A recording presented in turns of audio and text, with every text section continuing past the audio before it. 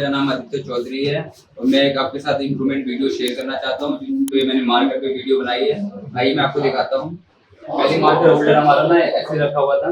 जब हमने मार्कर्स में ऐसे रखे हुए थे, क्या होता था, इनकी इंक सूख जाती थी बार बार। फिर हर 10 दिन में हमको इनमें इंक डालनी पड़ती थी, इसमें बड़ा परेशानी होती थी। वहाँ 10 कदम चल के जाना पड़ता था और 10 कदम फिर चल के इधर आना पड़ता था। इससे हमारा क्या होता था, 20 कदम नुकसान होता था। इन सबसे बचने के लिए आप देख सकते हैं हमने एक छोटा सा मार्कर होल्डर बनाया है और मार्कर के साथ ही हमने कलर से लाइन कर दिया है। जैसे ब्लैक है तो ब्लैक कर दिया है, ब्लू है ब्लू, रेड है रेड, ग्रीन है ग्रीन। अब क्या ये हमारी सूखती नहीं है और महीने भर तक हमारे ये मार्कर चल जाते हैं। इम्प्रूवमेंट करने के बाद हमारा ना एक्स्ट्रा मोशन कम हो गया है तो हमें चल के जाना नहीं पड़ता है, तो हमारा काम हो जाता है। जो मार्कर हमारे 10 दिन में खत्म हो रहे थे वो महीने महीने चल जाते हैं हमारे। Thank you so much for watching this video.